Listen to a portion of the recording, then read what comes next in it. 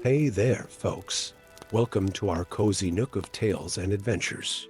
Today, like every episode, we're unlocking the doors of imagination to explore new worlds, meet fascinating characters, and experience unique emotions. I promise to take you on an unforgettable journey through the power of words. So, get comfy, grab your favorite drink, snuggle into that perfect spot, and get ready to lose yourself in a new story. Leave the outside world behind for a while and dive with me into the depths of storytelling. If you enjoy our content and want to support the channel, consider hitting that subscribe button and giving the video a thumbs up. Now, without further ado, let's dive into today's story. In the great library of Minas Tirith, where ancient scrolls whispered secrets of forgotten ages, Mary Brandybuck stood transfixed before a weathered parchment that seemed to glow with its own inner light. The young Hobbit scholar, far from his beloved Shire, had spent months poring over dusty tomes and faded manuscripts, searching for clues about the impending return of darkness. But this was different. The scroll's golden script shifted before his eyes, ancient elvish runes transforming into words he could understand. It spoke of a hidden gateway to Valinor, the legendary realm of the Valar, accessible only to those of pure heart. As Mary's fingers traced the delicate writing, a chill ran down his spine. According to the prophecy written in the margins, Morgoth, the first Dark Lord, was stirring in the void. Only the wisdom of the Valar could prevent his return and the devastation it would bring. Master Brandybuck, a deep voice resonated through the circular chamber. Mary turned to find Thorin Stoneheart, a dwarf sage with a beard like twisted silver and eyes that held the wisdom of mountains. "You found something significant, haven't you?" Before Mary could respond, a shadow passed over the library's high windows. Arahale, the ranger who had guided him to Minas Tirith, emerged from between the towering shelves, her elven heritage evident in her graceful movements. "The signs grow stronger," she said softly. "The stars speak of darkness gathering in the north." Mary clutched the scroll tighter. "This might be our answer. There's a gateway, a portal to Valinor itself. But the path to reach it," he hesitated, studying the map that had appeared on the parchment surface. "It leads through the Shadowlands, beyond the Mountains of Mist."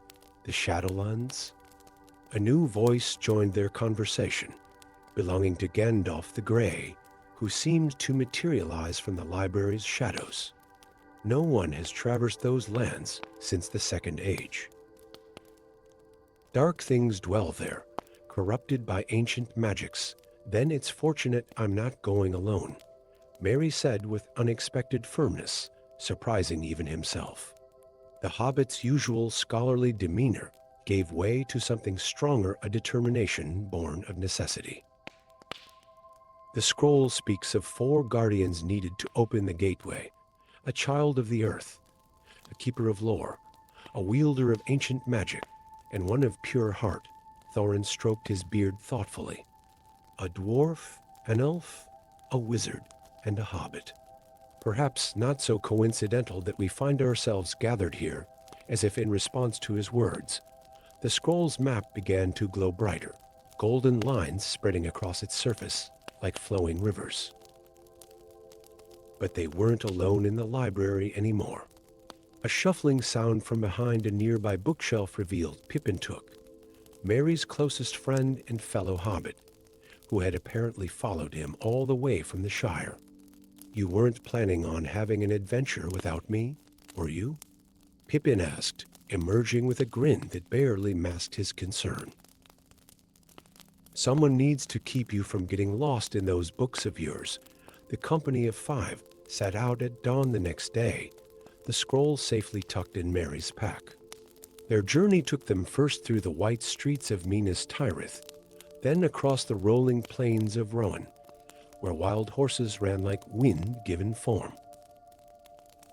Each night, as they camped beneath stars that seemed to grow dimmer with each passing day, Mary studied the scroll, piecing together ancient riddles that would guide them to the gateway. The first test came at the foot of the mountains of mist, where they encountered a bridge that seemed to be woven from moonlight. Only those who value wisdom over power may cross. Mary read from the scroll. One by one, they stepped onto the ethereal structure, each having to face visions of their greatest desires before being allowed to pass. In the Shadowlands beyond, they faced creatures twisted by dark magic shadow wolves with eyes of flame, and trees that moved with malevolent purpose. Thorin's axe and Arahil's bow kept them safe, while Gandalf's staff lit their way through the perpetual twilight. Pippin's unflagging spirit and clever wit helped them solve the riddles placed by ancient guardians, while Mary's knowledge of lore guided them true. But it was in the Valley of Whispers where their resolve was truly tested. Here, the air itself seemed to speak, promising each of them their heart's desires if they would only turn back. Mary heard the comfortable call of his library in the Shire, while Thorin heard the songs of golden treasures, and Arahil the voices of her long-lost kin. Even Gandalf was not immune, tempted by visions of power that could reshape Middle-earth. It was Pippin who broke the spell, his laughter cutting through the whispers like a bright knife. "Come on, then," he called to his companions. "We've got a world to save, and these voices are starting to sound rather repetitive." The gateway itself stood in a circular clearing, where the trees grew in perfect rings of silver and gold. Ancient stones rose from the earth in a spiral pattern, each carved with runes that glowed with a light that seemed to come from the heart of creation itself. As they approached, the scroll in Mary's pack began to hum with power. "The time is now," Gandalf declared, raising his staff. "Each to your positions." They took their places around the spiral Thorin to the north, representing the steadfast earth. Arahil to the east, embodying the wisdom of the ages. Gandalf to the west, channeling ancient magic. And Mary to the south, his pure heart ready to complete the circle. Pippin stood at the center, holding the scroll aloft. As they began the ritual described in the ancient text, the very air seemed to vibrate with power. The runes on the standing stones began to shine with increasing brightness, and the ground beneath their feet trembled. A column of pure light burst from the center of the spiral, engulfing Pippin. But something was wrong. Dark shadows began to seep from between the stones, and a cold wind howled through the clearing. "Servants of Morgoth," Arahil cried, her bow already drawn.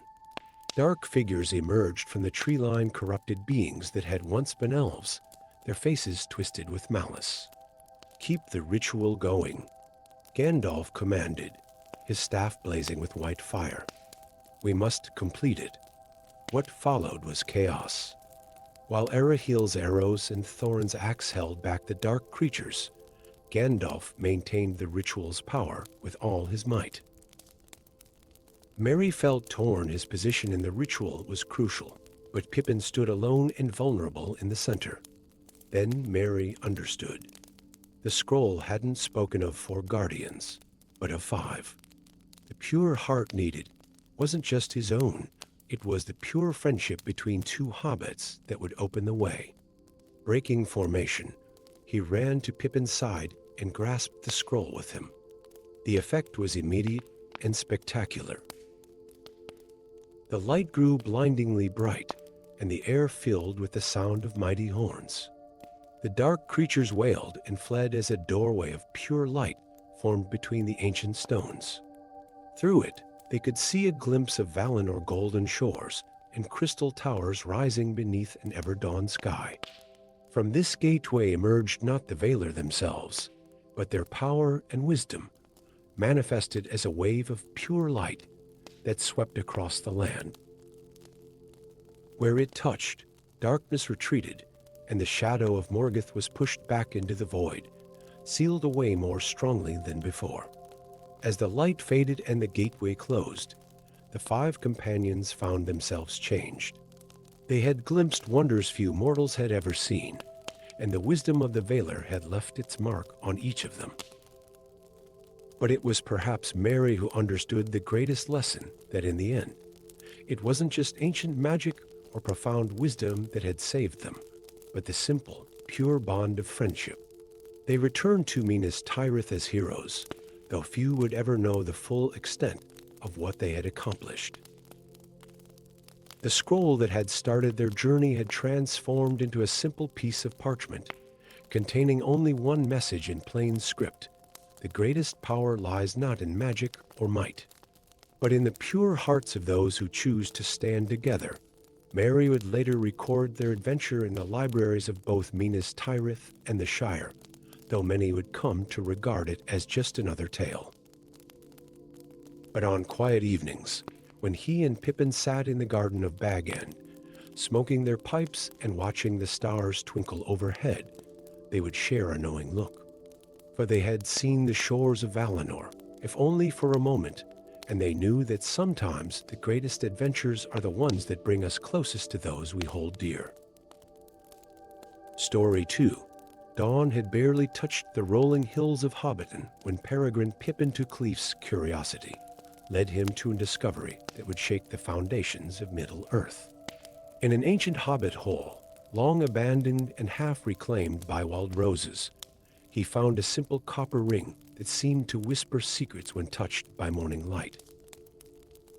The ring lay nestled in a dusty alcove, unremarkable save for the faint shimmer that danced across its surface like starlight on still water. As Pippin's fingers closed around it, the world shifted subtly, colors became sharper, shadows deeper, and the morning bird song took on an almost musical quality that spoke of hidden meanings. What the young hobbit didn't realize, as he slipped the ring into his waistcoat pocket, was that he had found one of the lost rings of insight, forged by the Veiler themselves in the First Age. Unlike the rings of power that brought corruption and darkness, this ring was crafted for a singular purpose: to reveal truth in all its forms. The ring's power first manifested at the monthly market in Bree. Among the usual traders and merchants stood a group of travelers who claimed to be merchants from the distant lands of Ron. Their clothes were rich, their manners impeccable, but when Pippin glanced their way while wearing the ring, their true forms flickered into view ORCs, disguised by powerful glamours, their yellow eyes gleaming with malice beneath their magical masks. "Master Peregrine," a grave voice spoke from behind him. Pippin turned to find Strider, the ranger he had often seen at the prancing pony, though few trusted him. But through the ring's sight, Pippin saw the ranger wreathed in a noble light that spoke of ancient bloodlines and royal destiny. "I see you've found something of great power." That evening, in a private room at the prancing pony, Strider revealed himself as Aragorn, heir to the throne of Gondor. "The enemy grows bold," he explained, his voice low and urgent. "Our scouts have reported ORC spies infiltrating all the free kingdoms, wearing magical disguises crafted in the dark forges of Mordor. But none can pierce their deceptions until now, together with Gandalf the Grey, who arrived in a swirl of autumn leaves the next morning. They formed a plan. The ring's power of true sight would be crucial in uncovering the network of spies that threatened to undermine the kingdoms of men. But such a journey would take Pippin far from the comfort of the Shire, into lands where danger wore 1,000 faces. A company formed around the young hobbit, Aragorn with his weathered wisdom, Gandalf with his ancient magic, Legolas Greenleaf, whose elvish arrows flew true, and Gimli Stonefist, whose axe had never met armor it couldn't cleave. Most surprising was the arrival of Merry Addoc Merry Brandybuck, Pippin's closest friend, who had followed him from the Shire. "You didn't think I'd let you have an adventure all by yourself, did you?" Merry asked with a grin that barely masked his concern. "Someone needs to keep you from walking into trouble, or at least walk into it with you," Their journey took them first to the golden halls of Edoras, where the ring revealed courtiers who moved with serpentine grace beneath their human guises. In the white city of Minas Tirith, they uncovered assassins who had waited years in deep cover, positioned near the steward's own chambers. Each discovery was like pulling threads from a vast, dark tapestry of deception. But it was in the elven haven of Rivendell that they faced their greatest challenge. As Lord Elrond hosted a council of the Free Peoples, Pippin's ring revealed that several of the delegates were not what they seemed.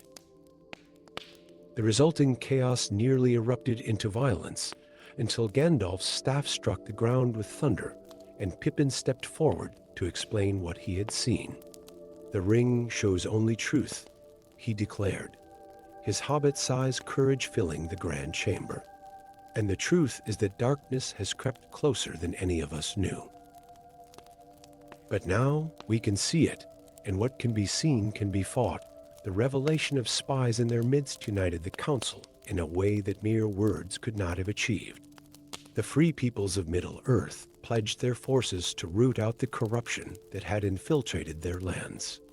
But the enemy would not wait idly while their plans were undone. Dark forces gathered in the shadow of the Misty Mountains.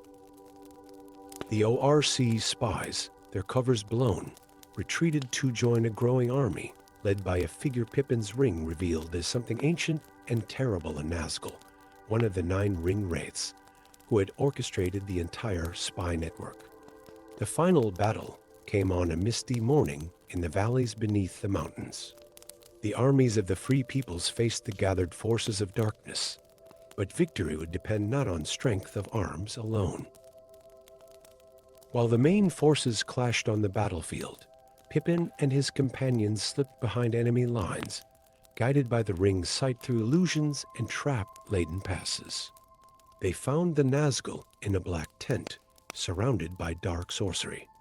The ring wraith's magic was powerful, but it could not hide from the pure truth of Pippin's ring.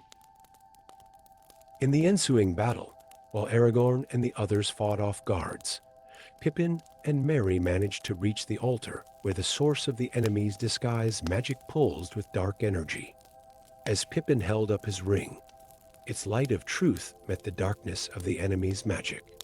The resulting clash of powers shook the very mountains, but in the end, truth proved stronger than deception.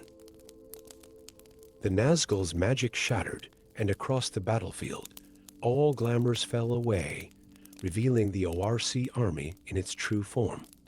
Faced with their deception undone, and met by the combined might of the Free Peoples, the enemy forces broke and scattered. In the aftermath, many urged Pippin to remain in Minas Tirith as an honored advisor, using the ring's power to help guard against future threats. But the young hobbit felt the pull of home, knowing that sometimes the greatest wisdom lies in knowing when an adventure should end. The ring now rests in a simple wooden box in Bag End, brought out only when needed. Pippin returned to his quiet life in the Shire, though he was forever changed by his journey. On quiet evenings, he and Merry often sit in the garden, smoking their pipes and watching travelers on the road below with knowing eyes. For while the ring's great task was completed, its power remained, reminding them that truth, once seen, cannot be unseen, and that even the smallest person can change the course of history by simply having the courage to see and speak what is real. Story 3.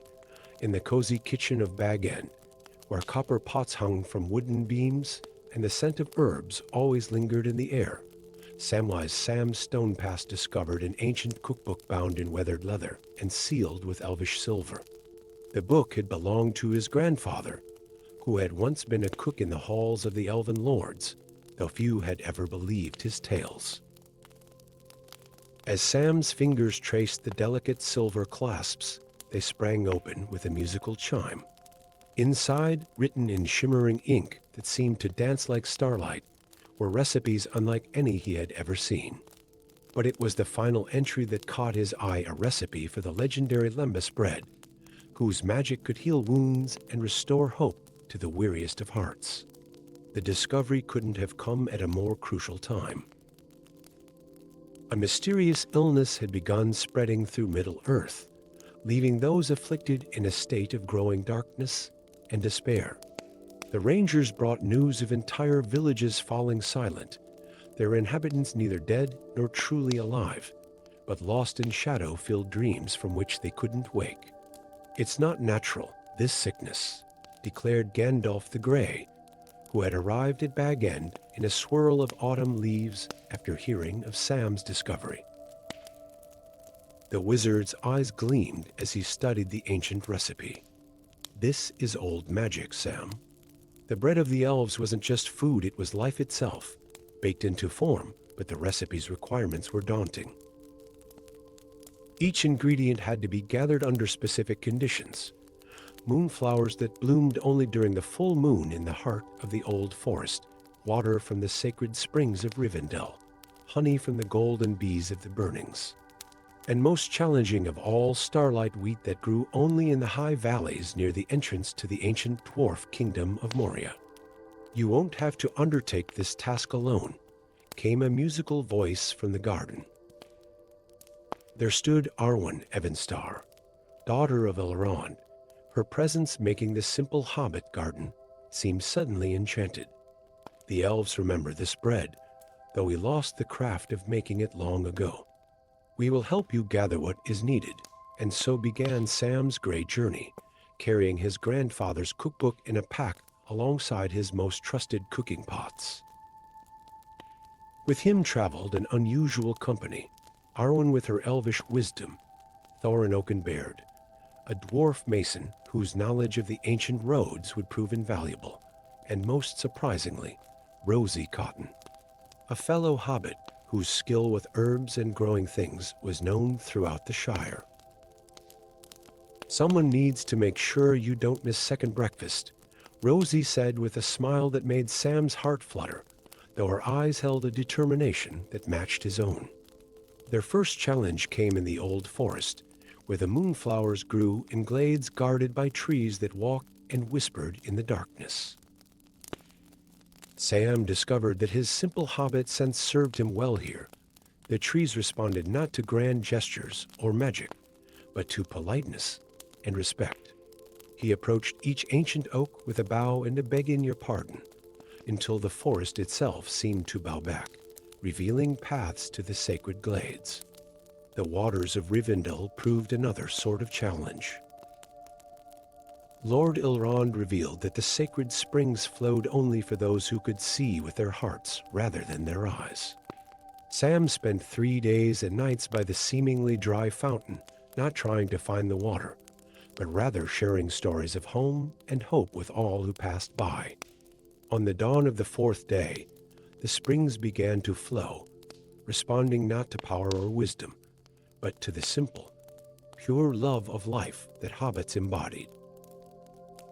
The golden bees of the burnings required not courage or skill, but patience. While others tried to approach the massive hives with smoke and protective gear, Sam simply sat in the meadow and shared his lunch with any bee that came near. After a week, the massive bees were eating honey cakes from his hand, and their queen herself designated a portion of her golden honey for his quest. But it was the starlight wheat that proved the greatest challenge. The fields near Moria were guarded by more than just distance and height. Ancient creatures dwelt there, neither good nor evil, but bound to protect the sacred grain from all who would seek it. As the company approached the silvery fields, they found themselves facing a riddle drake, a dragon that traded in mysteries rather than violence. "Answer my riddles 3, it proclaimed, "or become part of my collection of tales." To everyone's surprise, it was Rosie who stepped forward. While Sam could bake and Arwen could sing and Thorin could craft, Rosie had grown up trading riddles with her grandmother, keeper of the Shire's oldest stories. One by one, she answered the drake's challenges, until the ancient creature bowed its head in respect and allowed them to pass. The baking itself took 3 days and 3 nights. In a makeshift kitchen beneath the stars, Sam combined the sacred ingredients with traditional hobbit wisdom passed down through generations of Shire bakers. Rosie tended the fire while Arwen sang ancient elvish blessings, and Thorin crafted a special oven that caught and held the light of the stars. As the first loaves emerged from the oven, they glowed with an inner light that reminded Sam of the Phial of Galadriel he'd heard about in stories. The bread scent alone seemed to clear the air of shadow, and when they shared the first pieces among themselves, each felt renewed in body and spirit. They traveled then to the affected villages, sharing the bread with all who had fallen into shadow. Those who tasted it awakened as if from a dark dream, their eyes clearing and hope returning to their hearts. But more than that, the bread seemed to strengthen bonds between all who shared it. Humans, elves, dwarves, and hobbits found themselves sitting together at common tables, sharing stories and finding hope in unity. Sam carefully copied the recipe into the records of both Rivendell and the Shire, though he included a note that the bread's true magic lay not just in its ingredients, but in the fellowship of its making. He returned to Bag and a changed hobbit, known now as Sam Breadwise, though he maintained that the greatest magic he discovered was in sharing a meal with friends, old and new. Rosie Cotton became Rosie Gamgee that spring, and together they turned the gardens of Bag End into a place where herbs of healing grew alongside simple vegetables and flowers. The golden bees of the burnings sometimes visit their garden, and on special occasions, Sam still bakes the elvish bread, though he maintains that good plain hobbit fare can work just as much magic if shared with a loving heart.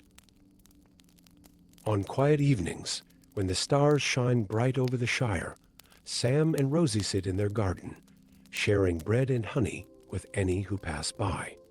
And if sometimes that bread seems to glow faintly in the twilight, well, that's just one more story in the growing collection of tales about the hobbit who learned that the greatest magic often comes in the simplest forms: a warm loaf of bread, a loving heart, and the courage to share both with the world. Story 4. Deep in the heart of the Shire, where the well-tended gardens of Hobbiton gave way to wilder lands, Frodo Greenfield tended his extraordinary garden. Unlike other hobbits who grew simple vegetables and flowers, Frodo possessed a rare gift. He could hear the whispers of plants, understanding their ancient languages that spoke of earth and sky, of seasons turning and roots reaching deep into forgotten places. On a misty autumn morning, when the leaves were turning gold and crimson, Frodo's peaceful world changed forever. A young oak sapling, barely tall enough to reach his shoulder, spoke to him with unusual urgency. Its leaves trembled with fear as it whispered of a darkness spreading through the roots of the old forest, a corruption that was turning ancient, wise trees into twisted, malevolent beings. The heart of the forest weeps, the sapling told him, its voice like rustling leaves in his mind. The eldest tree, keeper of all forest memories, is being poisoned by something ancient and evil. That very evening, as Frodo sat in his garden pondering the sapling's warning, a tall figure emerged from the growing dusk. It was Treebird, an ent of legendary age, his bark like skin weathered by countless seasons. The ancient tree shepherd's eyes glowed with an inner light as he regarded the small hobbit. Herm, young Master Greenfield. Treebird's voice rumbled like distant thunder. The trees speak of you, little garden friend. We need your gift, for a darkness spreads that even we Ents cannot fully understand. 2 more visitors arrived before the night was done. Galadriel, the Lady of Elreen, her presence making the simple hobbit garden glow with ethereal light, and Tom Bombadil, Master of Wood and Water, whose cheerful songs masked ancient power. Together, they revealed a troubling truth, an elvish artifact of great power. A crystal called the Heart of Greenwood had been corrupted by ancient shadow magic.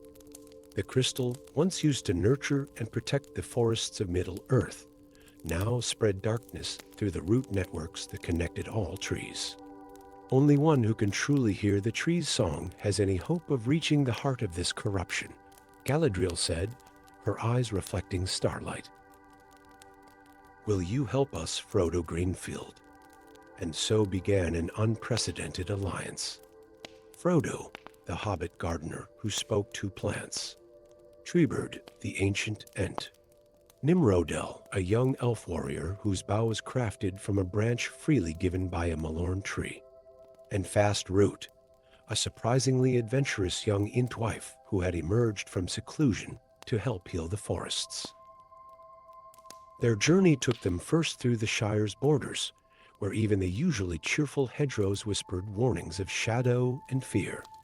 In the haunted depths of the old forest, they found the first signs of corruption. Trees that once danced in the moonlight now twisted their branches like grasping claws. Their once melodious voices turned to harsh croaks that spoke of violence and darkness. Frodo discovered that his gift was both blessing and burden. He could hear the pain of the corrupted trees, their confusion and anger, as the shadow twisted their natural goodness into something dark and hungry. But he could also reach out to those not yet fully turned, his gentle hobbit voice reminding them of sunlight and spring rains. The company faced challenges that required all their unique abilities. When a grove of corrupted oaks blocked their path with thorny barriers, it was Fast Root who knew the secret underground ways through the root network. When shadow-possessed wildlife attacked, Nimrodel's arrows, blessed by elvish magic, drove back the darkness without harming the creatures themselves. But their greatest challenge came when they reached the center of the corruption. The eldest tree, a magnificent oak that had witnessed the first dawn of Middle-earth, stood transformed into a tower of shadow and malice. At its base, the corrupted heart of greenwood pulsed with sickly green light, its crystal facets spreading darkness through the forest's root network like poison through veins. As his companions held back waves of shadow-possessed creatures, Frodo approached the great tree. Drawing upon everything he had learned in his small garden, he began to speak to it not with grand magic or powerful incantations, but with simple hobbit wisdom about growth and life, about the joy of sun on leaves and rain, soaking into grateful earth. At first, the tree's responses were angry roars that shook the forest, but Frodo persisted. He spoke of his garden in the Shire, of the sapling that had first warned him, of the simple pleasure of helping things grow. Gradually, the tree's voice changed, ancient memories of light and life breaking through the shadow's grip. The turning point came when Frodo, reaching out to touch the tree's vast trunk, began to sing a simple gardening song his mother had taught him. Treebird's deeper voice joined in, then Fast Root's, and finally Nimrodel added an elvish harmony. The song spread through the forest, carried by root and branch, a reminder of life and growth, and the ancient partnership between all growing things. The eldest tree shuddered, and in one magnificent moment, its leaves turned from shadow black to green. The corruption in the heart of greenwood crystal shattered under the onslaught of pure life magic, its shards dissolving into harmless mist. Throughout the forest, corrupted trees straightened, their twisted forms returning to natural shapes as the shadow's hold was broken. In the aftermath, the forest was changed but healing. The eldest tree, though scarred, stood straight and proud once more, its voice clear and wise as it thanked the unlikely company who had saved it. The heart of greenwood, cleansed of corruption, was entrusted to the joint care of Ents and elves, its power now focused on healing and renewal. Frodo returned to his garden in the Shire, though it was no longer just a garden.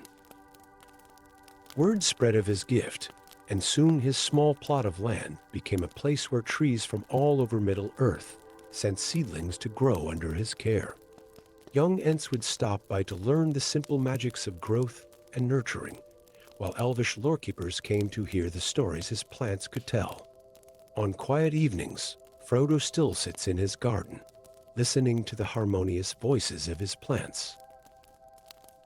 Sometimes, carried on the evening breeze, he hears the distant song of the old forest, no longer dark and threatening, but full of life and ancient wisdom. And if some of his vegetables grow a bit larger than normal, or his flowers bloom in unexpected colors, well, that's just what happens when you garden with a touch of ancient magic and a heart full of hobbit wisdom. Story 5. In the cozy library of Bag End, where ancient maps decorated the walls and dusty tomes lined weathered oak shelves, Bilbo Flowerfoot discovered a mysterious piece of parchment hidden within the binding of an old book. The elegant dwarven runes seemed to shimmer in the candlelight, revealing the location of something extraordinary, an ancient dwarven city that had been lost to time, lying deep beneath the misty mountains. The map might have remained just another curiosity in Bilbo's collection had the illness not begun. It started in the furthest corners of the Shire gardens, withering overnight, trees dropping their leaves in midsummer, and most troubling of all, hobbits falling into a deep lethargy from which they could not be roused. The malady spread slowly, but inexorably, as if the very life force of the land was being drained away. "There's dark magic at work here," declared Gandalf the Grey, who had arrived at Bag End with unusual haste after hearing news of the affliction. The wizard's eyes narrowed as he studied Bilbo's map. "This is no coincidence. The city you've found, Moria, was known for its mithril mines and for something else, something few remember, a pact with an ancient dragon. According to Gandalf's lore, the dragon had once been a guardian of the city, bound by ancient magic to protect its mithril wealth. But such arrangements with dragons were always dangerous, for dragons' magic was as subtle as it was powerful. Now, centuries after the city's abandonment, something had awakened the dragon from its slumber. The dragon feeds on life itself, explained Gandalf, and its hunger grows with each passing day. The Shire, with its abundant life and growth, would be like a feast to such a creature. That very evening, an unexpected party arrived at Bag End. Thorin Ironshield, a dwarf prince whose ancestors had once ruled Moria. Arwen Evenstar, bearing ancient elvish knowledge of dragon lore. And most surprisingly, Hamfast Gamgee, Bilbo's gardener, who refused to let his friend face danger alone. Dragons are tricky creatures, Arwen warned as they planned their journey. This one's magic is tied to the old pact. We must understand its terms if we hope to break its hold on the land. Their path to Moria led them through lands grown strange and silent. The usually bustling east road was empty, its wayside and shuttered as the dragon's influence spread. In the Trollshaws, they found stone trolls that had been drained of even the dark magic that animated them, leaving them truly lifeless at last. The entrance to the ancient city lay hidden behind a waterfall that sang with ethereal music. Thorin's knowledge of his ancestors' craft revealed the secret door, but it was Bilbo's quick thinking that solved the riddle inscribed upon it. "It's like a tea puzzle," he explained to his amazed companions. "My mother used to say that the pot must be warmed before it can be filled. The door needs sunlight to touch it before it will open to moonlight. Inside, they found a city of impossible grandeur. Halls carved from living rock stretched into darkness, their walls inlaid with veins of mithril that glowed with a soft, silvery light. But signs of the dragon's presence were everywhere, patches of stone that had been drained of all color and life, leaving them gray and lifeless. They found the great beast in the heart of the city, coiled around a massive pillar of pure mithril. Azarath the Ancient was not what Bilbo had expected. Instead of scales of red or gold, the dragon's hide shimmered with the same silvery hue as the mithril it guarded, and its eyes held not malice, but an ancient, terrible wisdom. So, the dragon's voice resonated through their minds like the toll of a deep bell. The children of the surface seek audience with the guardian of depths. Have you come to renew the pact, little ones? It was then that Bilbo noticed something extraordinary. Where the dragon touched the mithril pillar, both dragon and metal pulsed with the same rhythm, like a heartbeat. The hobbit's natural curiosity overcame his fear. The pact wasn't just for protection, was it? He asked. The mithril keeps you alive, and in return, you kept the city safe. The dragon's eyes focused on Bilbo with sudden intensity. Clever little creature. Yes, the mithril sustains me, but after centuries of slumber, its power wanes. I must seek new sources of life energy, or I will fade into darkness. What followed was not a battle, but a battle of wits. While his companions stood ready with weapons and spells, Bilbo engaged the dragon in conversation, drawing upon his knowledge of gardens and growing things. Life isn't something you can hoard like treasure, he explained. It has to flow and change and be shared to remain strong. As they talked, Hamfast noticed something remarkable. Where the dragon's draining had left patches of lifeless stone, tiny crystals of mithril had begun to grow like silver flowers. It's like my garden after a hard frost, he murmured. Sometimes things have to die back for new growth to begin. That was when Arwen understood. The ancient pact hadn't failed, it had stagnated. The dragon had been meant to cycle life energy through the mithril, not simply guard it. Its awakening hunger wasn't a curse, but an attempt to restart that cycle. Together, they crafted a new pact. The dragon would release its hold on the surface lands, instead turning its power to nurturing the mithril growths throughout the city. In return, the free peoples would reopen trade routes to Moria, allowing the natural flow of life and energy to sustain both city and guardian. The effect was immediate and dramatic. As soon as the new pact was sealed, color and life began returning to the drained areas. The mithril veins in the walls pulsed with renewed light, and the dragon's scales took on a rainbow sheen, like sunlight through morning dew. Bilbo returned to the Shire a changed hobbit, though he remained as fond as ever of his maps and books. The gardens recovered their vitality, and those who had fallen ill awakened with dreams of silver light and singing stone. Trade caravans now regularly travel to Moria, where the dragon Azareth has become known as much for its wisdom as its power. On quiet evenings, Bilbo often sits in his garden with Hamfast, smoking their pipes and watching the stars. Sometimes they fancy they can see a silvery gleam in the direction of the mountains, like moonlight on scales, and the night wind carries the distant sound of dragon song mingled with the chiming of mithril crystals growing in the depths of the earth.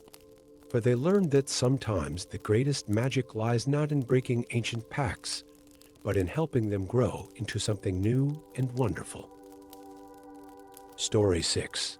The morning that changed everything in Bilbo Baggins's life began, as most extraordinary things do in the Shire, in his garden.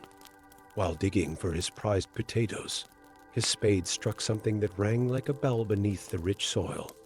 Brushing away the earth, he found a key that gleamed like liquid sunlight, its surface etched with runes that seemed to shift and change as he watched. In his cozy study at Bag End, surrounded by maps and ancient books, Bilbo discovered that the markings matched a passage in an ancient elvish text. When the golden key awakens, the sleeping drake stirs.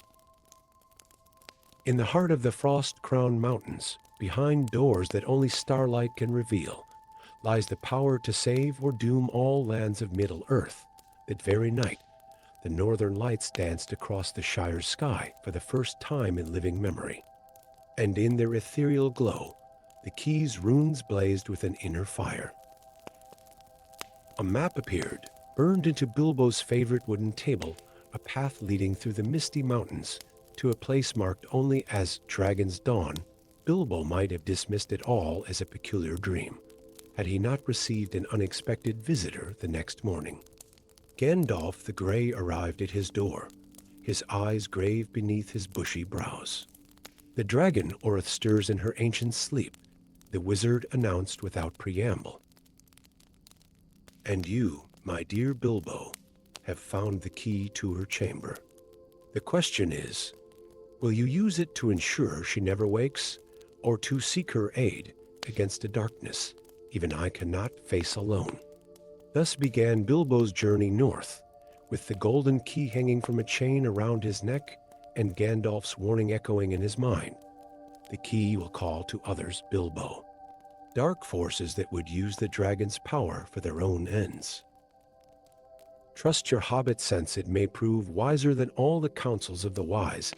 The first test came in the Trollshaws, where shadow merchants offered Bilbo treasures beyond imagination for the key.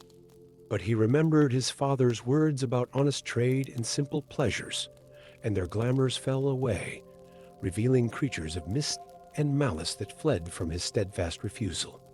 In Rivendell, Lord Elrond revealed more of the key's history.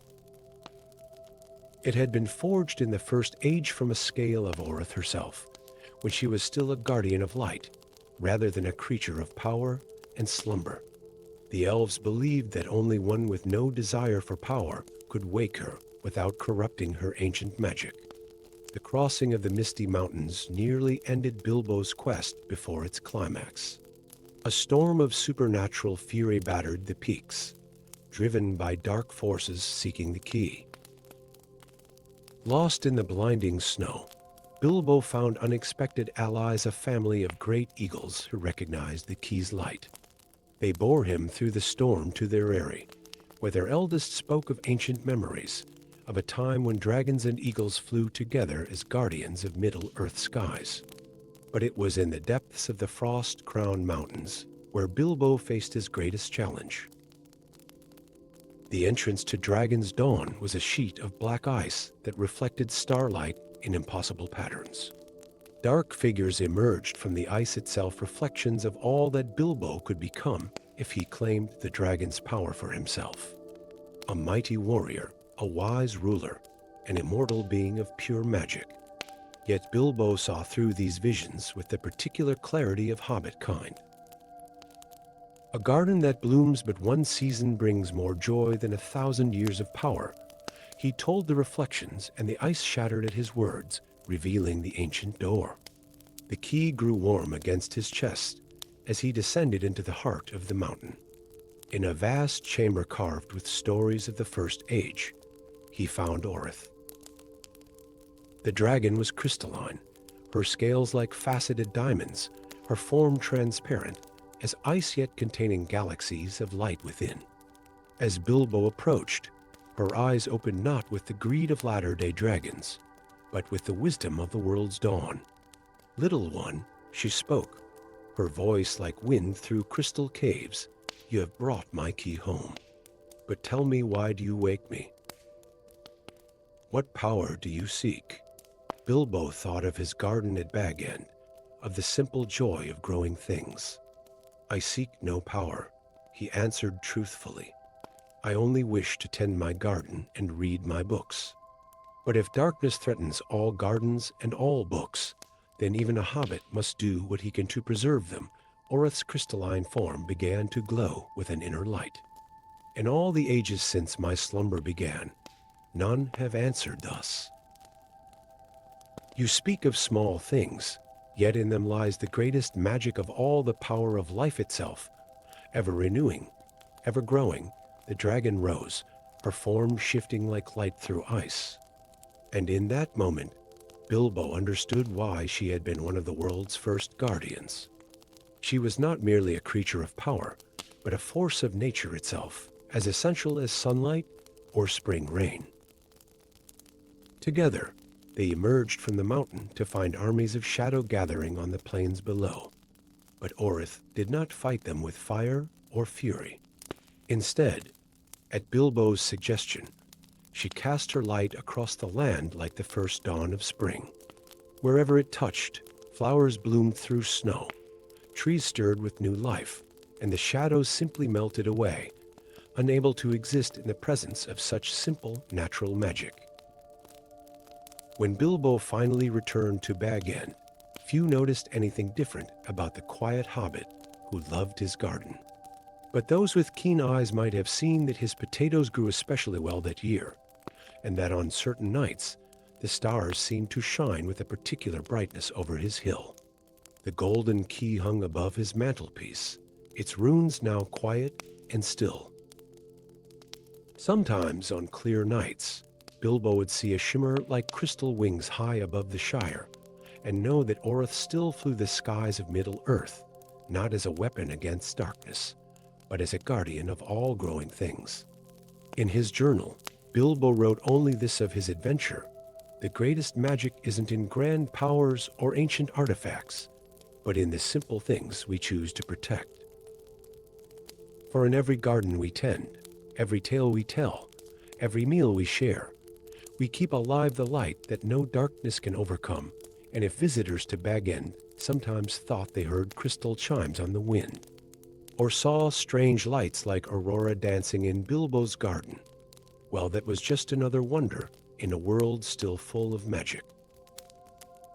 For as Bilbo would often say, the greatest adventures aren't about finding power, but about discovering what truly needs protecting. Story 7. In the pre-dawn quiet of the Shire, when even the most restless hobbits were still dreaming of second breakfast, Frodo Lightfoot witnessed the impossible. A star fell from the heavens, trailing silver fire across the sky before plunging into the heart of the old forest. The impact sent a shock wave of light rippling through the trees, causing every leaf to shimmer like polished mithril. Most hobbits would have hurried home, drawn their curtains, and pretended they'd seen nothing more exciting than a particularly bright firefly.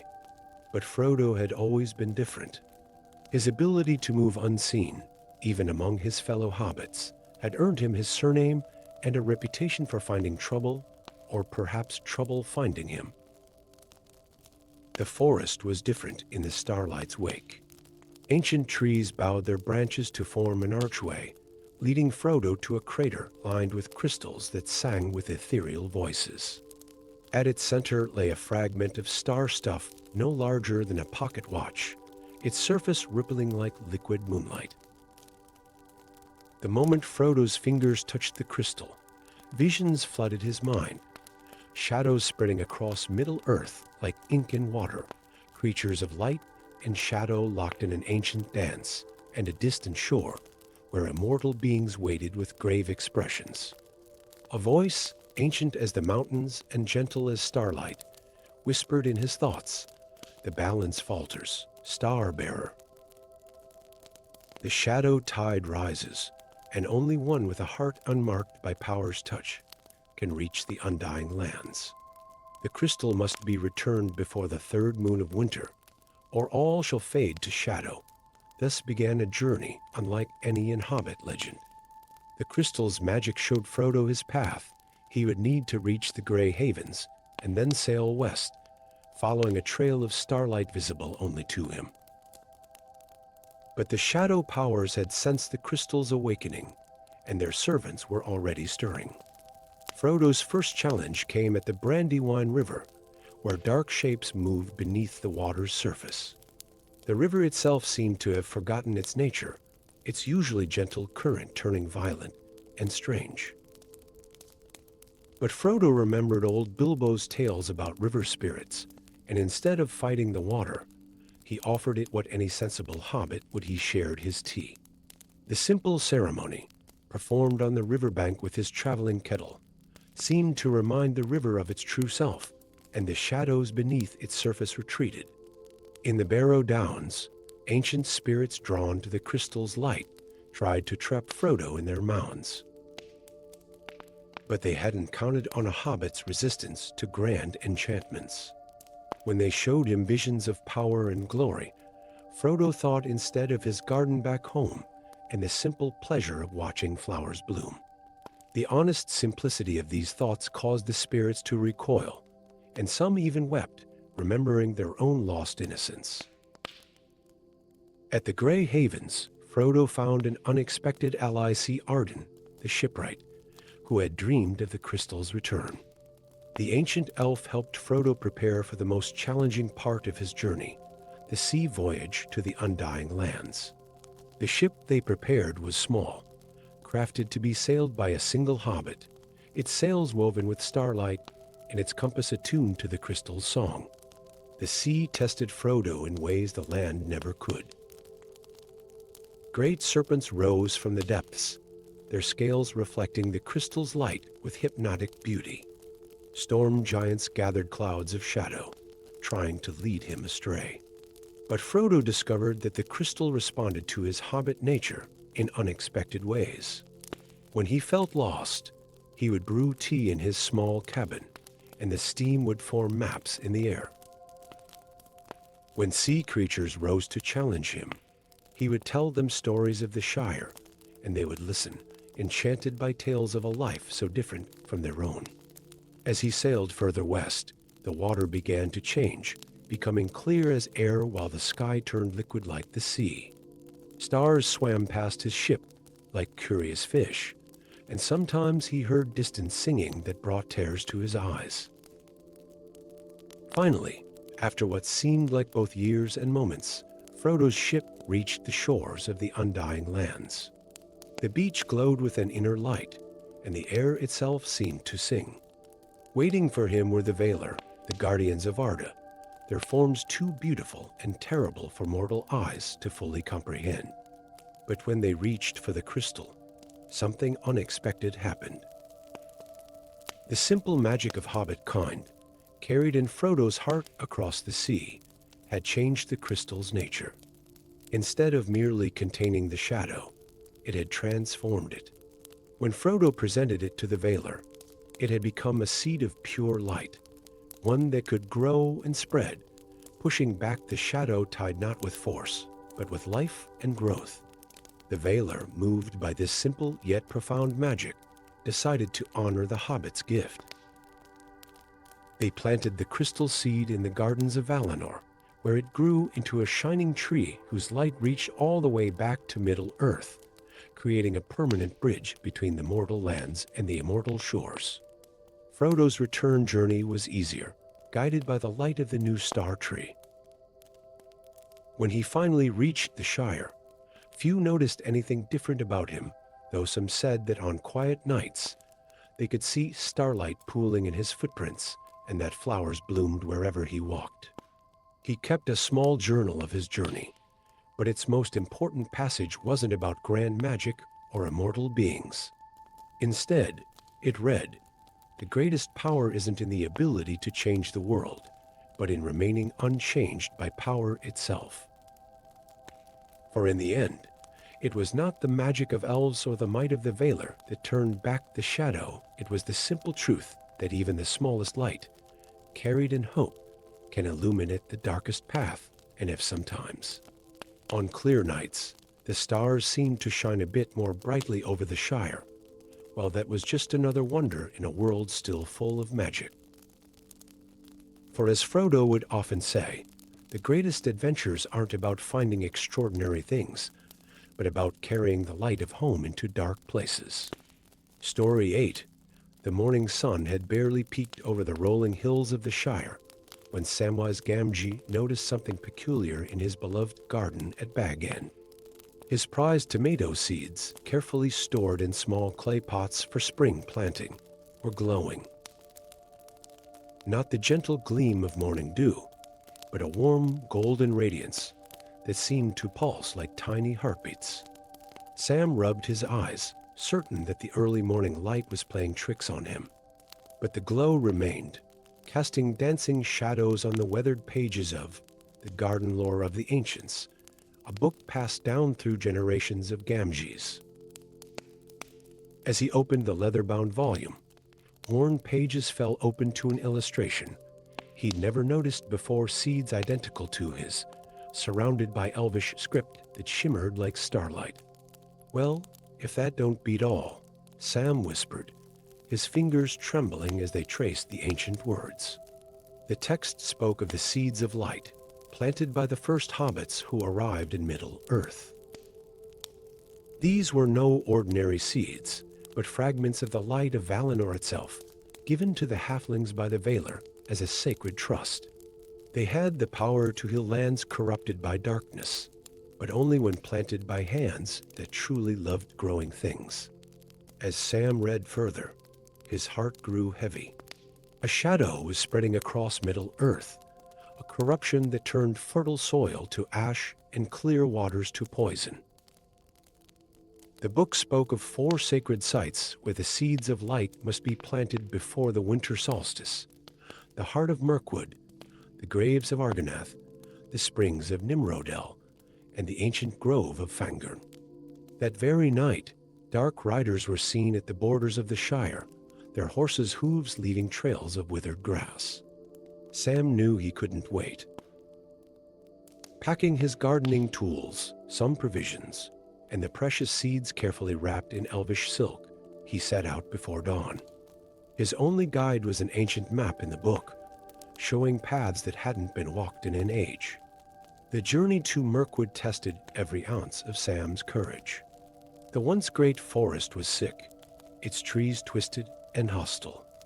But Sam had a gardener's heart, and he could feel the forest's pain. In a clearing where the darkness seemed thickest, he planted the first seed. As he tended it with water from his own flask, a shoot of pure light burst from the earth, and the surrounding trees seemed to straighten, remembering their true nature. At the graves of Argonath, where ancient kings watched with stone eyes, Sam faced the servants of shadow, themselves wraiths who sought to poison the very earth.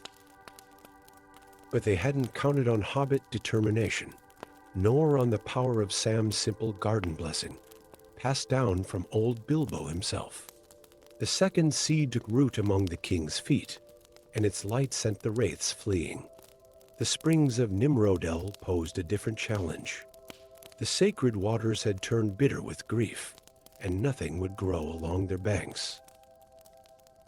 Here, Sam discovered that the magic of the seeds responded not to grand gestures, but to the simple love hobbits held for growing things. As he worked the soil with his bare hands, singing old Shire gardening songs, the waters themselves seemed to join in the melody. The third seed sprouted, and the springs ran clear once more. But it was in Fangorn where Sam faced his greatest test. The ancient forest was awakening, angry at the corruption spreading through the world. The trees themselves blocked his path, until Sam did something only a hobbit would think to do. He sat down and had tea with them. Well, not exactly with them, but near them, speaking of his garden back home, of the joy of watching things grow, of the patience needed to tend a seed into a flower. The forest listened.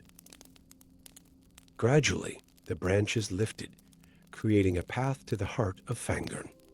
There, in a grove so ancient, it remembered the first sunrise, Sam planted the final seed. As it took root, a wave of pure light spread through the forest. The trees straightened, their leaves turning from black to green. The very air seemed to clear, as if a long-held breath had finally been released. But the seeds had one final gift to give. As Sam turned toward home, each planted seed shot a beam of light into the sky, connecting in a diamond pattern that spread a canopy of protection over Middle-earth. The corruption that had been spreading retreated, unable to withstand the simple, pure magic of growing things. When Sam finally returned to the Shire, few noticed anything different about the humble gardener of Bag End. But those with keen eyes might have seen that plants grew a bit more vigorously in his garden, and that his tomatoes had a certain glow about them when they ripened in the summer sun. He kept the book, of course, adding his own notes about the journey. But the most important thing he wrote wasn't the magic or the ancient prophecies. It was the knowledge that the greatest power in Middle-earth wasn't in grand spells or mighty armies, but in the simple, patient act of helping things grow. Years later, when his children asked about the unusual lights that sometimes danced in his garden at night, Sam would smile and say, "The most magical seeds are the ones planted with love, my dears." For in every garden, there's a bit of the light of creation itself, waiting for someone patient enough to help it grow. And if visitors to the Shire noticed that the land seemed especially blessed, the crops especially bountiful, and the gardens especially bright, well, that was just another piece of magic in a world still full of wonders. For as Sam always said, the greatest adventures aren't always about fighting dragons or finding treasure, but about helping light take root in dark places, one seed at a time. Story 9. In the cozy depths of Brandy Hall, where ancient wooden beams creaked with centuries of hobbit secrets, Meriadoc Brandybuck sat surrounded by dusty maps that no one had touched in generations. The dancing candlelight cast strange shadows on the parchments, making the faded ink seem to move like living things. Merry, as his friends called him, had always been different from other hobbits. While they dreamed of mushrooms and second breakfast, he dreamed of the mysterious lands beyond the borders of their maps. On this particular evening, as autumn winds whispered against the round windows of the study, Merry discovered something extraordinary. Hidden between the pages of an ancient atlas, he found a map unlike any other. The parchment seemed to glow with a faint green light, and the ink shifted like leaves in a breeze. At its center was a detailed drawing of an enormous tree, its branches forming words in an ancient script, the path to the sleeping shepherds. As Merry traced the delicate lines with his finger, the map began to warm beneath his touch. Suddenly, the room filled with the scent of moss and ancient wood, and a deep voice like rustling leaves echoed in his mind. At last, a child of the small folk has found the way. The shadow stirs in the north, young one. The dragonkin of darkness prepare to return, and only the shepherds of the trees can prevent their rise. That night, sleep eluded Merry as the voice's words echoed in his thoughts. The map showed a path leading through the old forest, across the misty mountains, and into a valley so ancient it had no name in any modern tongue. According to the margin's notes, only a hobbit could wake the sleeping, and for only those closest to the earth could understand their ancient dreams. Dawn found Merry already on the road, his pack filled with provisions, the mysterious map safely tucked in his jacket pocket. The familiar hills of Buckland gave way to the shadowy eaves of the old forest, where the trees seemed to watch his passage with ancient, knowing eyes. In the heart of the old forest, Merry encountered his first test. Old Man Willow, ancient and malevolent, tried to ensnare him in a dream of endless sleep. But Merry, drawing upon some deep-rooted hobbit wisdom he hadn't known he possessed, sang an old Shire gardening song. The melody, filled with love for growing things, caused the ancient willow to remember a time before darkness touched its heart. Beyond the forest lay the treacherous Barrow Downs, where ancient spirits sought to trap him in their mounds. Yet Merry's hobbit sense proved stronger than their enchantments, for hobbits, with their love of home and hearth, were uniquely resistant to the hollow promises of the Barrow Wights. The crossing of the misty mountains tested every ounce of Merry's courage. Here, in the high passes where the air grew thin, he encountered a wounded eagle, its wing pierced by a black arrow. Despite his fear of heights, Merry helped the great bird, sharing his healing herbs and bandagging its wing. In return, the eagle, who introduced himself as Landroval, carried him over the most treacherous peaks. From above, Landroval shared dire news. Dark shapes had been seen circling the northern wastes, and the ancient ice was melting, revealing long frozen dragon eggs. The time of awakening was near, both for good and ill. Finally, after many days of travel, Merry reached the hidden valley. Here, ancient trees stood like sleeping giants, their bark gray as stone, their branches still as death. At the valley's center stood the greatest of them all, a tree as wide as Brandy Hall itself, its bark carved with the same script as the map. But how does one wake an ent who has slept for 1,000 years? The answer came to Merry as naturally as breathing. He began to talk to the trees as any good hobbit gardener would, sharing stories of the Shire's orchards, of apple trees that had watched generations grow, of the simple magic of growing things.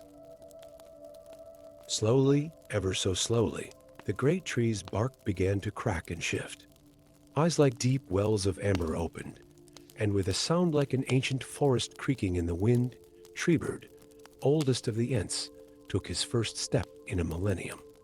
Hum, the ancient being rumbled, his voice like rolling thunder.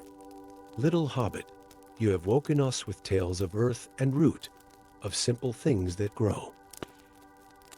You understand, yes, the trees need deep roots to grow tall. Over the next days, more Ents awakened, each roused by Merry's stories of home and garden, of the simple, patient magic of growing things. The hobbits' love for all that grows had preserved a connection to the Ents that even the elves had forgotten. But time was short. From the north came darkness and the beat of mighty wings. The dragonkin of shadow, ancient worms bred by darkness itself, were awakening from their frozen sleep. Yet they found not the vulnerable world they expected, but an army of awakened Ents, led by a small hobbit, who understood that the mightiest trees grow from the smallest seeds. The battle that followed would be sung of for ages to come, though in the Shire. It became known simply as the day the trees danced. The Ents, with their mighty strength and ancient magic, drove back the shadow dragons, their roots cracking the very earth to imprison the dark creatures once more. When Merry finally returned to Brandy Hall, he was changed. He understood now why hobbits loved their gardens so deeply, for in every planted seed and tended flower lay an echo of the ancient magic that once shaped Middle-earth. The mysterious map had faded to blank parchment, its purpose fulfilled. But sometimes on quiet evenings, Merry would swear he could hear distant voices like rustling leaves, speaking of ancient promises kept and the deep magic that lives in the simplest acts of growing things. And if travelers in the Shire noticed that the trees around Brandy Hall seemed a bit more awake, a bit more watchful, well, that was just another strange tale in a land already full of wonder. For as Merry would often say, the greatest magic isn't in grand gestures and ancient artifacts, but in the patient tending of life's garden, one day at a time. Story 10. In the gentle hills of the Shire, where autumn painted the leaves in shades of gold and crimson, young Peregrine Took had always been known for finding trouble. But on this particular morning, as mist curled around the ancient stones of the Forgotten Circle, he found something far more dangerous than trouble. He found magic. The flute lay half buried in the moss, its silver surface untarnished by time. Ancient elvish runes spiraled along its length, glowing faintly in the early morning light. Pippin, as his friends called him, had only meant to practice his stone skipping away from his sister's teasing. Instead, his fingers now closed around an artifact that would change not only his fate, but that of all Middle-earth. Just one small tune, he whispered to himself, the words creating tiny clouds in the crisp autumn air. The moment his lips touched the flute, the world changed. A note, clear as starlight and just as ancient, rang through the circle of stones. The sound seemed to pierce the very fabric of reality, and in its wake, the air shimmered like heat above summer stones. Before Pippin's astonished eyes, a figure materialized, tall and ethereal, with hair like moonlight and eyes that held the wisdom of ages. The elf spirit bowed deeply, its form translucent in the morning sun. At last, the spirit spoke, its voice like wind through ancient trees. A halfling has found the flute of twilight dreams. Listen well, young one, for time grows short. Before the last moon of autumn fades, you must complete what was begun 3,000 years ago, or all the magical bonds that keep peace in Middle-earth will unravel. Pippin, his heart racing faster than a rabbit's, found his voice. "But I'm just a hobbit. Surely there are others wizards, elves, great warriors." The spirit's laugh was like silver bells. "It was no accident that the flute called to you, Peregrine Took." In the Age of Stars, when elves first taught hobbits the magic of music, a promise was made. The simplest of hearts often carried the deepest magic, and so began Pippin's journey, one that would take him far from the comfortable smiles of the Shire to the most ancient corners of Middle-earth. The spirit, who called himself a Lenther, explained that Pippin must learn 3 sacred songs: the Song of Dawn, kept by the elves of Rivendell; the Song of Twilight, guarded in the golden woods of Lothlorien; and the Song of Starlight, hidden in the mysterious forest of Mirkwood. With the first frost of autumn crackling under his feet, Pippin set out. His only companions were the mystical flute, a pack of provisions including, of course, mushrooms, and the occasional ghostly guidance of a Lenther. The spirit could only appear briefly, drawn by the flute's music, but his counsel proved invaluable. In Rivendell, beneath arches that seemed woven from moonlight and dreams, Pippin learned the Song of Dawn from Lord Elrond himself. The melody spoke of hope and new beginnings, and as Pippin played, flowers bloomed out of season, and the very air seemed to shimmer with possibility. The journey to Lothlorien tested every ounce of Pippin's courage.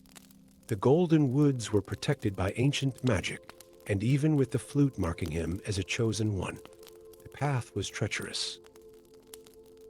Lady Galadriel, radiant and terrible in her beauty, taught him the Song of Twilight, a haunting melody that spoke of endings and transitions, of wisdom gained and innocence lost. But it was in Mirkwood where Pippin faced his greatest challenge. The forest was sick, corrupted by darkness that sought to destroy the last vestiges of elvish magic. Here, in the deepest dark beneath twisted branches, Pippin discovered why hobbits had been chosen for this task. While elves sang of stars and glory, hobbits knew the songs of earth and home, of gardens and harvests, of simple joys and quiet courage. In the heart of Mirkwood, surrounded by giant spiders and darker things, Pippin played not the grand songs he had learned, but a simple Shire walking song. The darkness recoiled from the pure joy and innocence in the melody. King Thranduil, moved by this display of hobbit magic, taught him the final song, the Song of Starlight, a melody that spoke of eternal truth and light unending. As the last moon of autumn rose, Pippin returned to the forgotten circle in the Shire. Ancient elves, drawn by the power of the flute, gathered in secret to witness what would come. Under a sky wheeling with stars, Pippin began to play. First came the Song of Dawn, and the circle filled with golden light. Then the Song of Twilight, and shadows danced with purpose and meaning. Finally, the Song of Starlight, and the very stars seemed to lean down to listen. But Pippin didn't stop there. With the courage that only a hobbit could possess, he began to weave in the simple melodies of the Shire children's lullabies, harvest songs, walking tunes that had been sung for generations. The magic that rose from this blending was unlike anything the elves had ever seen. It spoke not just of grand destinies and cosmic powers, but of home and heart, of simple treasures and quiet courage. The magical bonds that held Middle-earth together were not just renewed, they were transformed, strengthened by the addition of hobbit magic, the power of small things and simple hearts. As the last note faded, a Lenther appeared one final time, more solid than ever before. "You have done more than save the old magic," Peregrine Took. "You have created something new, a bridge between the grand and the simple, the cosmic and the ordinary." This is the true power of hobbits, and why your people will always be the guardians of Middle-earth's heart. The flute, its purpose fulfilled, dissolved into motes of starlight that drifted away on the wind. But its magic remained, woven into the very fabric of Middle-earth, in every hobbit's song and simple tune.